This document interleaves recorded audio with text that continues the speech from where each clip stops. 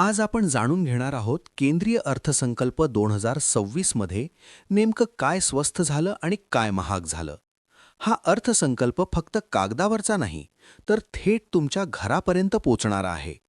तुम्ही शेतकरी असाल, नोकरदार असाल, महिला असाल, विद्यार्थी असाल किंवा सामान्य नागरिक असाल, हा अर्थसंकल्प तुमच्यासाठी खूप महत्त्वाचा आहे. सर्वप्रथम बोलूया, या अर्थसंकल्पात नेमकं काय काय स्वस्त झालं आहे. मित्रांनो, अशाच अपडेट्ससाठी चॅनल सबस्क्राईब करा. फेसबुकवर पाहत असाल तर फॉलो करून घ्या. मित्रांनो, सर्वसामान्य माणसाच्या दैनंदिन वापरातील अनेक वस्तूंवर सरकारने मोठा दिलासा दिला आहे. Motorcycle, mobile phone, tablet, LCD आणि LED टीव्ही, मायक्रो ओव्हन, सौर पॅनल, CNG, EV वाहने आणि EV battery, lithium ion battery, क्रीडा साहित्य, भारतात बनवलेले कपडे, पादत्राणे आणि बूट हे सर्व आता तुलनेने स्वस्त मिळणार आहेत. याचा थेट फायदा कोणाला होणार? तर मध्यमवर्गीय कुटुंबांना, विद्यार्थ्यांना, नोकरी करणाऱ्या तरुणांना आणि पर्यावरणपूरक वाहनांकडे वळणाऱ्या नागरिकांना. आता सर्वात महत्त्वाचा मुद्दा, आरोग्य क्षेत्र. मित्रांनो, या अर्थसंकल्पात आरोग्य क्षेत्राला विशेष प्राधान्य देण्यात आले आहे. कर्करोग आणि मधुमेहावरील औषधं स्वस्त होणार आहेत. हे ऐकून लाखो कुटुंबांना मोठा दिलासा मिळणार आहे. वैद्यकीय उपकरणे, फ्रोझन मासे, अपघात विमा या सगळ्यांवरही खर्च कमी होणार आहे. यासोबतच देशात 5 ठिकाणी मोठे मेडिकल हब तयार केले जाणार आहेत. भारताला वैद्यकीय पर्यटनाचे केंद्र बनवण्याचा सरकारचा मोठा प्लॅन आहे. देशाला 3 नवीन एम्स मिळणार आहेत. जामनगर येथील जागतिक पारंपरिक वैद्यकीय केंद्राचा विकास केला जाणार आहे. बायोफार्मा क्षेत्रासाठी मोठी तरतूद करण्यात आली आहे. पशुवैद्यकीय महाविद्यालये आणि रुग्णालयांना आर्थिक मदत दिली जाणार आहे. आता बोलूया, काय महाग झालं आहे. मित्रांनो, सरकारने काही गोष्टी महाग केल्या आहेत, ज्या प्रामुख्याने आरोग्यास हानिकारक किंवा अनावश्यक खर्च वाढवणाऱ्या आहेत. गुटखा, दारू, तंबाखू, फिल्टर खैनी, जर्दा हे सर्व आता महाग झाले आहेत.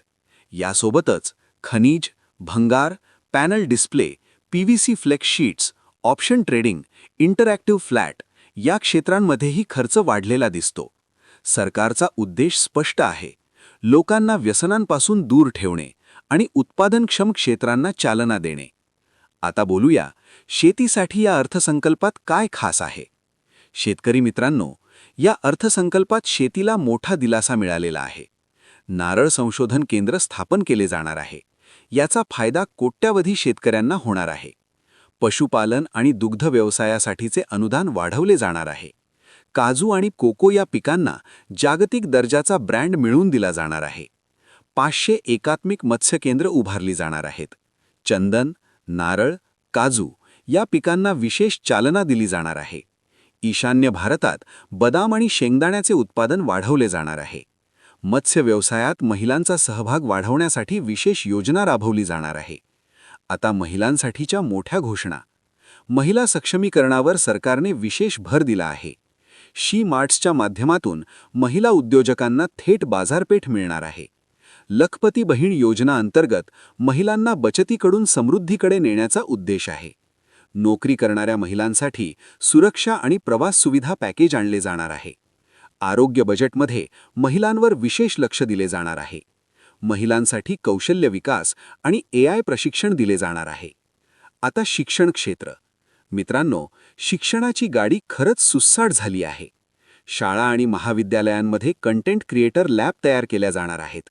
देशभरात नवीन आयुर्वेद संस्था स्थापन केल्या जाणार आहेत. 5 विद्यापीठ टाउनशिपचा विकास केला जाणार आहे. नवीन फार्मास्युटिकल शिक्षण संस्था सुरू केल्या जाणार आहेत. पूर्व भारतात नवीन डिझाईन इन्स्टिट्यूट सुरू केले जाणार आहे.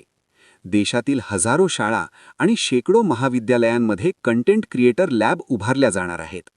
प्रत्येक जिल्ह्यात मुलींसाठी वसतिगृहे बांधली जाणार आहेत.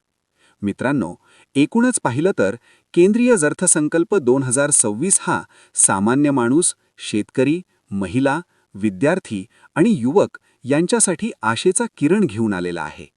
जर तुम्हाला हा व्हिडिओ उपयुक्त वाटला तर लाईक करा, शेअर करा आणि अशाच महत्त्वाच्या अपडेट्ससाठी चॅनलला सबस्क्राईब करा. जय हिंद, जय महाराष्ट्र.